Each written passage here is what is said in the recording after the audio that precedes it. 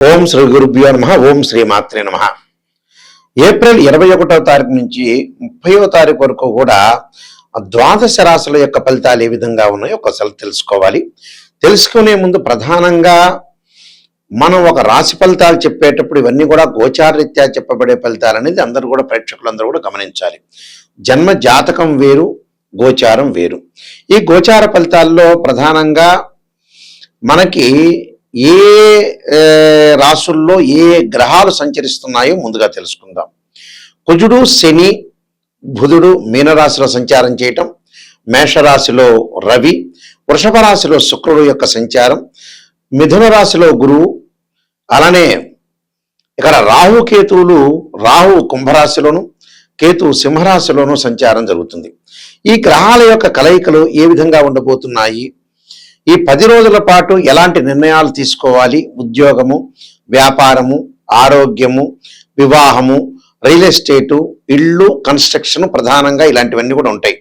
సంతాన పరంగా కానీ, ఆరోగ్యపరంగా కానీ, ఉద్యోగ పరంగా కానీ ఇలాంటి విషయాలు ఏ విధంగా ఉండబోతున్నాయి, మనం తీసుకోవాల్సిన నిర్ణయాలు ఏంటి, మనం తీసుకోవాల్సిన జాగ్రత్తలు ఏంటి, మనం చేసుకోవాల్సిన పరిహారాలు ఏంటి అనేది మనం క్లియర్గా తెలుసుకుంటే, మనం ముందు జాగ్రత్త తీసుకుంటే ఎప్పుడూ కూడా మనం చాలా జాగ్రత్తగా మనం ఈ గ్రహాలు ఇవి బాగలేదని మనం ఆలోచన చేస్తే దాన్ని బట్టి మన నిర్ణయాలు తీసుకునే అవకాశాలు ఎక్కువగా ఉంటాయి. ఎందుకంటే ఆరోగ్యం అనుకోవచ్చు, ఉద్యోగం అనుకోవచ్చు, వ్యాపారం అనుకోవచ్చు, ఫైనాన్షియల్ పరంగా ఉండే విషయాల్లో కూడా కొంత జాగ్రత్త వహించాలి. ఎలాంటి జాగ్రత్తలు తీసుకోవాలి, ఎలాంటి పరిహారాలు తీసుకోవాలని తెలుసుకుంటే మనకంతా కూడా మంచి జరిగే అవకాశాలు ఖచ్చితంగా ఉంటాయి. సింహరాశి వారికి ప్రధానంగా చూసుకునేటట్టయితే లాభస్థానంలో గురువు, లాభస్థానంలో గురువు ఉంటాడు. దశమ స్థానంలో శుక్రుడు యొక్క సంచారం. సింహరాశి వారికి లాభస్థానంలో గురువు ఉండటంలో విద్యార్థులకి అనుకూలంగా ఉంటుంది. విద్యార్థులు ముందుకు వెళ్ళే అవకాశాలు ఉంటాయి. చదువులో బాగా కాన్సన్ట్రేషన్ చేస్తారు. పోటీ పరీక్షల్లో కానీ, ఎఫ్సెట్ కానీ, అలానే నీట్ కానీ, అలానే ఐఏఎస్ కానీ, ఐపీఎస్ గ్రూప్స్ సంబంధించిన వాటిల్లో వీళ్ళకి పాజిటివ్ రిజల్ట్స్ వచ్చే అవకాశం ఎక్కువ ఉంటుంది. మరింత మెరుగుపరుచుకోవాలంటే మరింత శ్రద్ధగా చదివితే మనకి మంచి రిజల్ట్స్ వచ్చే అవకాశం ఉంటుంది. అలానే శుక్రుడు యొక్క బలాన్ని మనం చూసుకునేటట్టయితే శుక్రుడు విషయాన్ని మనకు వచ్చేటప్పటికల్లా భాగ్యస్థానంలో అంటే నవమ స్థానంలో ఉంటాడు. నవమ స్థానంలో శుక్రుడు యొక్క సంచారం వల్ల ప్రేమించిన యువతి యువకులకు వివాహాలు జరగటం, పెద్దల్ని ఒప్పించి లగ్జరీ వాహనాలు కొనుగోలు చేయటం, గృహ ఉపకరణ వస్తువులు కొనుగోలు చేస్తారు. అలానే ఇంటిలో ప్రత్యేకమైన వస్తువులు కొనుగోలు చేయటం వంటి వివాహాది శుభ కార్యక్రమాల్లో పాల్గొనే అవకాశాలు బాగా ఎక్కువ ఉంటాయి. సో ఫైనాన్షియల్ పరంగా, ఆర్థిక పరంగా పరిపుష్టికరంగా ఉంటారు. పరిపుష్టికరంగా అంటే ఏమిటంటే డబ్బులు బాగా సంపాదించగలుగుతారు. అంటే ఒక వ్యాపార పరంగా అనుకోవచ్చు, ఉద్యోగ పరంగా అనుకోవచ్చు, చిన్న వ్యాపారులు అనుకోవచ్చు, చిరు వ్యాపారులు అనుకోవచ్చు, అందరికీ కూడా అధిక లాభాలు కలిగే అవకాశాలు ఉంటాయి. అంటే మనం కరెక్ట్గా ప్రయత్నం చేస్తే మనకు మంచి లాభం కలుగుతుంది. అంటే ఇవన్నీ కూడా గోచారరీత్యా చెప్పబడే ఫలితాలే, బర్త్ చార్ట్ కాదు. ప్రజెంట్ అయితే 10 రోజుల పాటు అనుకూలంగా ఉంటుంది. మరి మిగతా గ్రహాల యొక్క ఎఫెక్ట్ ఏమిటి అని చూస్తే సప్తమంలో రాహు యొక్క సంచారం వల్ల భార్యాభర్తల చిన్న చిన్న విషయాలకి ప్రతిస్పందన లేకుండా చూసుకోవాలి. అష్టమ స్థానంలో వీళ్ళకి వచ్చేటప్పటికల్లా బుధుడు, కుజుడు, శని, వాహన ప్రమాదాలు జరగకుండా చూసుకోవాలి. ఆరోగ్యపరంగా ఇబ్బందులు లేకుండా చూసుకోవాలి. దీర్ఘకాలిక వ్యాధులు ఉన్నవాళ్ళు ఆ వ్యాధిని పెరిగేటట్టుగా చూసుకోకూడదు, లేని వాళ్ళు వచ్చేటట్టుగా చూసుకోకూడదు. మానసికంగా ఆందోళన పడటం అనేది మంచిది కాదు. మానసికంగా ఆందోళన పడద్దండి. ఫైనాన్షియల్ పరంగా ఎదుగుదల అనేది బాగుంటుంది. శుభ కార్యక్రమాలు నిర్వహణ చేస్తారు. కేవలం సింహరాశి వాళ్ళు వాహన ప్రమాదాలు, కోర్టు సమస్యలు, అలానే కోర్టు సమస్యలతో పాటు అన్నదమ్ముల మధ్యలో గొడవలు, ఆరోగ్యపరంగా ఇబ్బందులు కలగకుండా చూసుకోండి. మిగతావన్నీ కూడా చాలా అనుకూలంగా ఉంటుంది. సంతానం లేని వారికి కూడా సంతానం కలిగే అవకాశాలు బాగా ఎక్కువగా ఉంటాయి. కాబట్టి సంతానం లేని వారికి కూడా సంతానం కలిగే అవకాశం ఎక్కువ ఉంటుంది. కాబట్టి ఎలాంటి ఆందోళన చెందాల్సిన పని లేదు. నేను కొన్ని పరిహారాలు చెప్పబోతున్నా. ఆ పరిహారాలు మీరు పాటించండి, మీకు మంచి జరిగే అవకాశాలు ఖచ్చితంగా ఉంటుంది. మనం ప్రధానంగా కొన్ని నిర్ణయాలు తీసుకోవాల్సిన అవసరాలు ఉంటాయి. ఎప్పుడైనా సరే కొన్ని జాగ్రత్తలు జీవితంలో ఒక 10 రోజుల్లో, నెల రోజుల్లో పాటు కానీ, వారంలో కానీ రాశి ఫలితాలు చెప్పేటప్పుడు మనకి ఎలాంటి జాగ్రత్తలు తీసుకోవాలంటే ఉద్యోగ పరంగా కానీ, వ్యాపార పరంగా కానీ, ఆరోగ్యపరంగా కానీ జీవితంలో ఎప్పుడూ కూడా చిన్న చిన్న విషయాలే కొంత పెద్దగా అయ్యే అవకాశాలు ఎక్కువగా ఉంటాయి. కాబట్టి ఎలాంటి నిర్ణయాలు తీసుకోవాలన్నా కూడా మన జాతక పరంగా జ్యోతిష్యం ద్వారా తెలుస్తుంది. మనం ఎలాంటి అంటే లైఫ్ను ఎప్పుడు కూడా మనం నష్టపోకూడదు, కాలయాపన చేసుకోకూడదు, టైం పాస్ చేసుకోకూడదు. ఎందుకంటే మనిషికి సహజంగా ఏంటంటే 55 ఇయర్స్ దాటిన తర్వాత మనం బతకటం అనేది బోనస్ మార్కులతో బతకటం. అంటే పిల్లల్ని, కుటుంబాన్ని మనం ఎట్టి పరిస్థితుల్లో కూడా సెట్ చేసుకుని ముందుకు వెళ్ళాలి. మినిమంగా ఒక 60-62 ఏళ్ళు రాగానే బాధ్యతలన్నీ తగ్గించుకోవాలి. అంటే పిల్లల యొక్క పెళ్ళిళ్ళు చేయటం కానీ, ఆ తర్వాత వాళ్ళ ఉద్యోగాలు కానీ, కుటుంబ పరిస్థితులు కానీ కొంత జాగ్రత్తగా ఉంచుకొని ముందుకు వెళ్ళాలి. అంటే ఎట్టి పరిస్థితుల్లో కూడా ప్రతి విషయంలో కూడా మన నిర్ణయాలు తీసుకోవటంలో కూడా బహుజాగ్రత్తగా నిర్ణయాలు తీసుకొని ముందుకెళ్తే మనకు ఎలాంటి ప్రాబ్లమ్స్ ఉండవు. అది జ్యోతిష్యం ద్వారా తెలుసుకోవచ్చు. అయితే ఈ మధ్య కాలంలో ఏమిటి అంటే ఇవన్నీ కూడా నిజాలు చెప్పాలి అనే విషయాన్ని మీరు చాలా జాగ్రత్తగా ఆలోచించాలి. ఎప్పుడు కూడా ఒక జ్యోతిష్యం దగ్గర ఒక ఆస్ట్రాలజర్ని అప్రోచ్ అవుతే మీరు నెగిటివ్ పాజిటివ్ అనుకోకుండా ఫస్ట్ నెగిటివ్ని ప్రయారిటీ ఇవ్వండి. పాజిటివ్ ఏముంది మీకు తెలిసిన విషయం పాజిటివ్ గురించి. చాలా మంది కూడా ఈ మధ్యకాలంలో పొగడటం అనేది బాగా నేర్చుకున్నారు. ఈ పొగడటం వల్ల ఆస్ట్రాలజర్ని అప్రోచ్ అవ్వాల్సిన అవసరం లేదు. ఏదైతే నెగిటివ్ ఉంటుందో దాన్ని మనం పాజిటివ్గా చేసుకుంటేనే జీవితంలో మనం సూపర్ స్టార్స్ అవుతాం. అది గమనించాలి ప్రతి వాళ్ళు కూడా. గమనించకుండా ప్రతిదీ కూడా మాకు ఇలా ఉంటుంది, పాజిటివ్ చెబితేనే ఆస్ట్రాలజర్ మంచివాడు, నెగిటివ్ చెబితే మంచివాళ్ళు కాదు అనే పాయింట్ వల్ల ఆస్ట్రాలజర్కి లాభం ఉంటుందే కానీ మీరు నష్టపోయే అవకాశం ఖచ్చితంగా ఉంటుంది. అందులో 100% గ్యారంటీగా ఉంటుంది.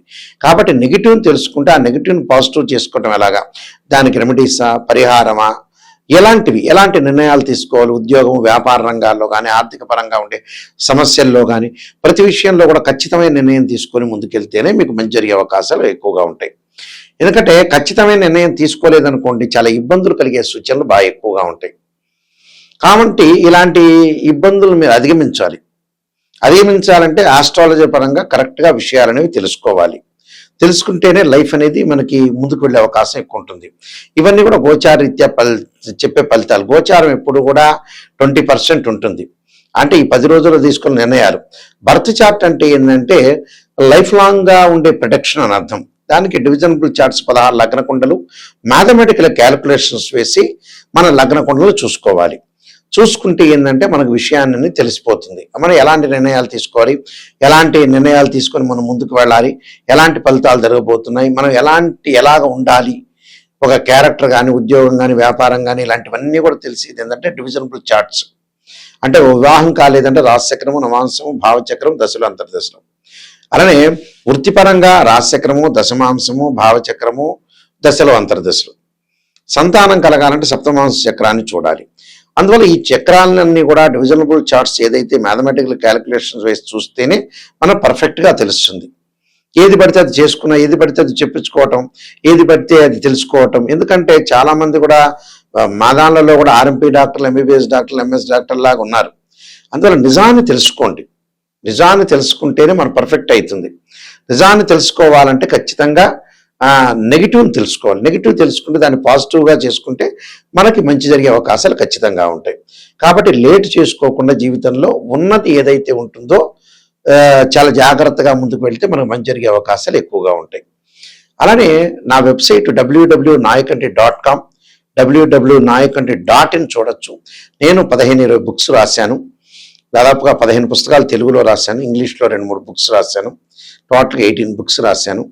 అందులో కాలసర్పయోగము, కాలసర్పయోగ చంద్రిక, రాహుకేతువులు, ఛాయాగ్రహాలు, అలానే జాతక చంద్రిక, వివాహ మార్తాండము, పుత్రగణపతి వ్రతము, అలానే నవగ్రహ దోషాలకి పరిహారాలు, అలానే సర్వదేవతా గోత్రపులో పార్ట్ 1, పార్ట్ 2, స్వప్నశాస్త్రము, ప్రొడక్షన్ ఆఫ్ ఆస్ట్రాలజీ, ఇలాంటి నెంబర్ ఆఫ్ బుక్స్ రాశాను. స్వప్నశాస్త్ర ఫలదీపిక. అలానే నవగ్రహ దోషాలకు పరిహారం చేసుకోవడానికి దశమహావిద్యల యొక్క అమ్మవారి యొక్క స్తోత్ర పారాయణాలు కూడా రాశాను నేను. ఇలాంటి నెంబర్ ఆఫ్ ఆస్ట్రాలజీ బుక్స్ రాశాను.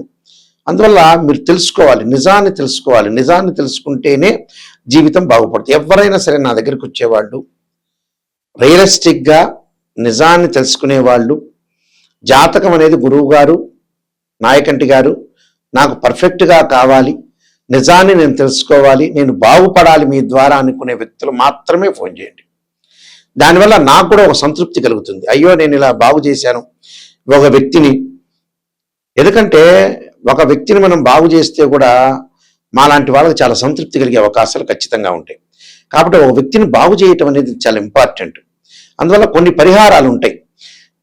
వీళ్ళందరూ కూడా కొన్ని పరిహారాలు చేసుకోవాలి. ఒకవేళ ఈ పరిహారాల్లోకి మనం ముందుగా పెడితే ధనపరంగా ఇబ్బందులు ఎవరన్నా కలిగిన వ్యక్తులు ఓం యక్షాయ కుబేరాయ వైశ్రవణాయ ధనధాన్యాధిపతి ధనం ధాన్యం సమృద్ధిమే దేహిమే దాపయిస్వ అనే మంత్రాన్ని గురువారం రోజున ఉదయం కానీ ప్రదోషకాల సమయంలో చేసుకోండి. అంటే జన్మజాతక పరంగా గురువు బాగలేని వ్యక్తులు ఎవరైతే ఉంటారో వాళ్ళు ఈ మంత్రం అనేది చాలా బాగా పనికొచ్చే అవకాశం ఉంటుంది. అలానే జాతకం చూసుకోవద్దని, జాతకం చూసుకునే ఇలాంటి పరిహారాలు చేసుకోవాలి. అలానే ఎవరికైనా సరే ఉద్యోగ పరంగా ఇబ్బందులుండి అప్ అండ్ డౌన్స్ బాగా ఎక్కువగా ఉంటే ఖచ్చితంగా వాళ్ళు సూర్యుడి యొక్క ఆరాధన చేయాలి. ఎలాగా? ప్రభాకరాయుధే దివాకరాయుధీమే తన్నో సూర్య ప్రచోదయాతనే సూర్య గాయత్రి మంత్రాన్ని చదువుకోవటం. అలానే ఇంకొక మంత్రం కూడా ఉంటుంది. ఆ మంత్రం కూడా ఆదిత్యాయుధే సహస్రమూర్తాయుధీమే తన్నో సూర్య ప్రచోదయాత్ అనే సూర్య గాయత్రి మంత్రాన్ని చదువుకోవడం చాలా మంచిది. అలానే మానసికంగా బాధలు పడుతున్న వాళ్ళు క్షీరపుత్రాయుధే అమృతతత్వాయుధీమే తన్నో చంద్ర ప్రచోదయాత్ అనే మంత్రాన్ని, అలానే జాతకంలో గురువు బాగలేని వాళ్ళు తారా మహాదేవి స్తోత్రాన్ని, ఎల్లాటి శని జరుగుతున్న వాడు దక్షిణకాళి స్తోత్రాన్ని పారాయణం చేయాలి. దక్షిణకాళి స్తోత్రం అనేది పారాయణం చేయటం వల్ల శని యొక్క దోషాలనేవి తొలగిపోతాయి. అంటే వాళ్ళ యొక్క దక్షిణకాళి స్తోత్రం అంటే శనికి అంతరిక్ష దేవత. అలానే గురువుకి తారామహాదేవి అంటే ఏంటంటే అంతరిక్ష దేవత. అంటే ప్రతి గ్రహానికి అధిదేవతలు, అధిష్టాన దేవతలు, ప్రత్యర్థేవతలు, అంతరిక్ష దేవతలు కూడా ఉంటారు.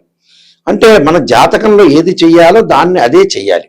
అలానే వివాహం కాని స్త్రీ పురుషులకు ఎప్పుడూ కూడా మంచి మంత్రము ఏమిటి అని అంటే యాక్చువల్గా వాళ్ళు చేయాల్సింది, అమ్మాయికి వివాహం కాలేదు అని అంటే వరపాశుపతాస రుద్రాభిషేకం, అఘోర గౌరీ పాశుపతాస రుద్రాభిషేకం చేసుకోవాలి. అబ్బాయిలు కన్యా పాశుపతాస రుద్రాభిషేకం చేసుకోవడం చాలా మంచిది. అలానే ఇక్కడ వ్యాపార పరంగా ఇబ్బందులు పడుతున్నారంటే విష్ణు సహస్రనామం పాలన చేయాలి. ఓ నమో నారాయణాయ నమః అనే అష్టాక్షరి మంత్రాన్ని చేసుకోవటం మంచిది. సర్పదోషం ఉన్న వాళ్ళు తప్పకుండా మంగళవారం రోజున సర్ప దానాలు చేయటం చాలా మంచిది. అంటే ఇవన్నీ కూడా ప్రత్యేకంగా కొన్ని రెమెడీస్ అనేవి ఉంటాయి. ఆ రెమెడీస్ని మనం ఫాలో అయ్యి జీవితంలో ఏ తప్పు ఏ మిస్టేక్ చేయకుండా ఉండటం చాలా మంచిది. స్త్రీయ లోపం పెరుగుట పెద్ద విద్య, లోపం ఎరిగిన వాడే పూర్ణుడవుతాట. అంటే మనలో లోపాలను మనం సవరణ చేసుకొని జాతక పరంగా నిజాన్ని తెలుసుకుంటేనే చాలా మంచిది. నిజం తెలుసుకోలేదనుకోండి ఏ ఆస్ట్రాలజీని అప్రోచ్ అవ్వాల్సిన పని లేదు. నిజం తెలుసుకొని నేను బాగుపడాలి, నాయకంటే మల్లికార్జున శర్మ గారి ద్వారా నేను బాగుపడాలనుకునే వ్యక్తులు మాత్రమే నాకు ఫోన్ చేయండి. ఆ స్క్రీన్ మీద స్క్రోలింగ్ అవుతున్న నెంబర్ ఉంటుంది, డైరెక్ట్గా నా దగ్గరికే వస్తుంది ఆ నెంబర్. నేనే స్వయంగా మాట్లాడతాను.